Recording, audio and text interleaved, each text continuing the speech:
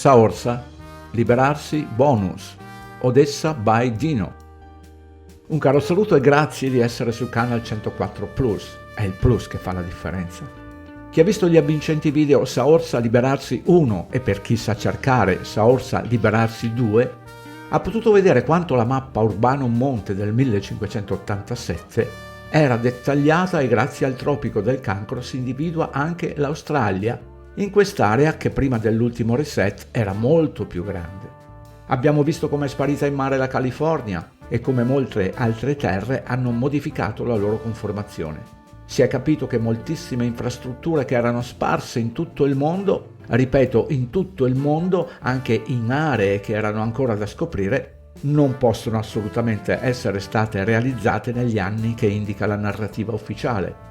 Adesso che abbiamo capito che prima hanno inventato il globo, poi la terra piana intrappolata dentro un muro di ghiaccio, sempre per farci credere che viviamo reclusi in una prigione, ecco che si spiega il video Terra piatta, navi che navigano in Antartide, non c'è ghiaccio in Antartide, a cui si accede dalla fornita e aggiornata pagina indice alfabetico cliccando sulla voce Navi che navigano in Antartide, non c'è ghiaccio in Antartide? Il sito, che indica la posizione delle navi, mostra dozzine di navi che solcano l'Antartide. Ovvio che non possono navigare dentro i ghiacci e la spiegazione è che molto probabilmente stanno navigando verso le terre a noi nascoste.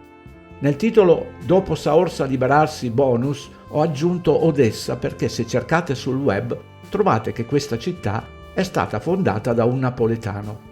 Non entro in merito su questo argomento perché non fa parte delle mie competenze, visto che Wikipedia scrive il contrario, che la città di Odessa venne fondata ufficialmente nel 1794 dall'impero russo nel territorio perso dall'impero ottomano nel 1792. E questa pagina, dove scrivono che José de Ribas era un nobile spagnolo. Addirittura scrivono delle scaramucce, come qui. Aspettiamo pazientemente una risposta da Napoli alla nostra richiesta. Forse nella patria del fondatore di Odessa sono conservati documenti che porranno fine alla disputa degli storici.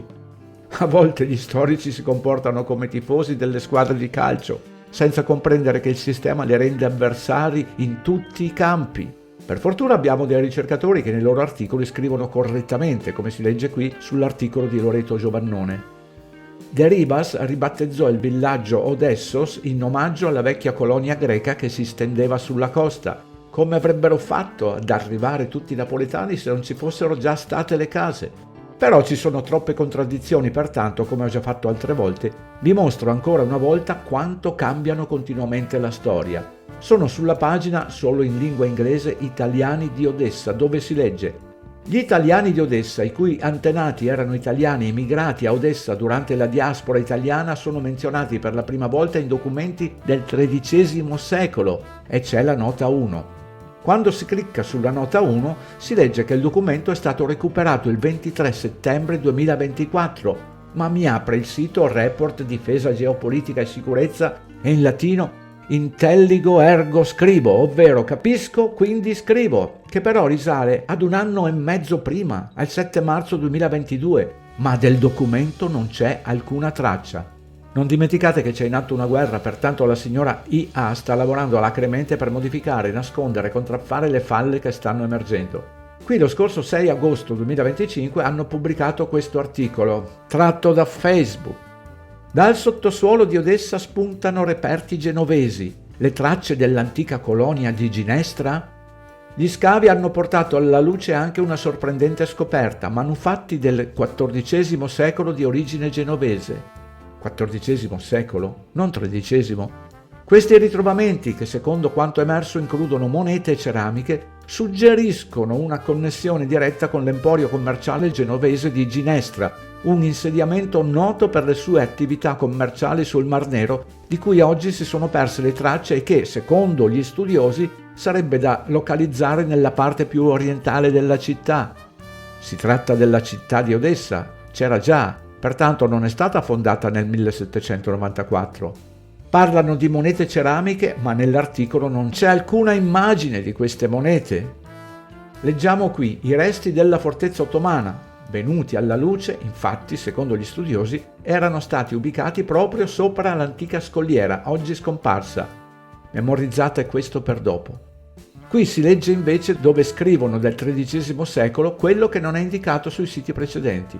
Nel XIII secolo il potere dell'impero bizantino non era così forte come prima, il che rese possibile viaggiare liberamente gli stretti del Mar Nero. I commercianti italiani imprenditoriali furono i primi a cercare di ottenere un punto d'appoggio sulle rive settentrionali del Mar Nero, stabilendo piccoli insediamenti di città come Licostomo, Tana, Vicchina, Cafa, memorizzate Cafa, Moncastro e altri.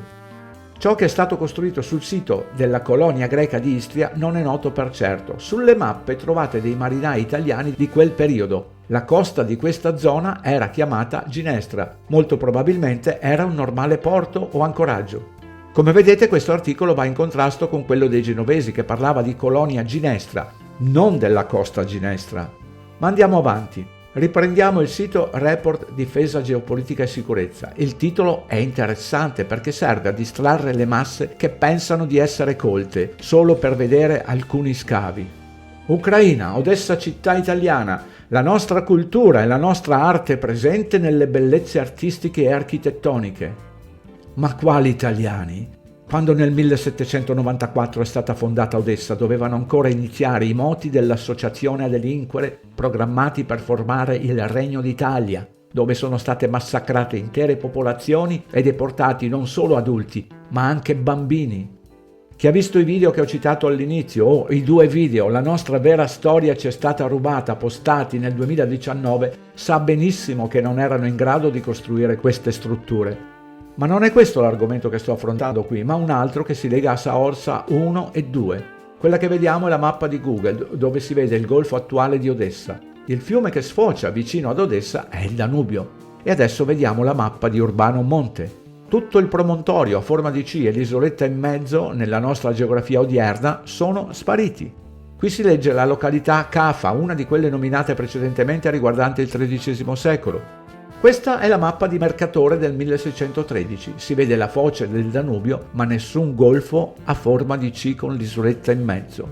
Se ricordate, abbiamo letto che i resti della fortezza ottomana venuti alla luce, secondo gli studiosi, erano stati ubicati proprio sopra l'antica scogliera, oggi scomparsa. Con questo video, oltre a spingervi a cercare articoli che si contraddicono, fatti per distrarre, usando la mappa Urbano Monte desidero invitarvi a scoprire le località che conoscete e vedere come i precedenti sconvolgimenti terrestri hanno rimodellato il meraviglioso regno piano che ci ospita. Tutti i link nella descrizione del video.